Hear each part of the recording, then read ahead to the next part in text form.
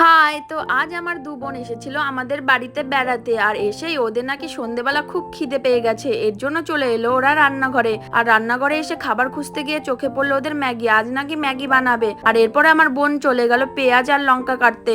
আর পেঁয়াজ আর লঙ্কা কাটতে গিয়ে দেখো আমার বোনের কি অবস্থাটা, কেঁদে বেড়ে নিয়েছে একদম। তো এরপরে মেম সাহেব চলে গেলেন হল রুমে, আর ওখানে আমার শ্বশুর এনেছিল পেয়ারা, সেটা খেয়ে আবারও উনি চলে এলেন পেঁয়াজ কাটতে।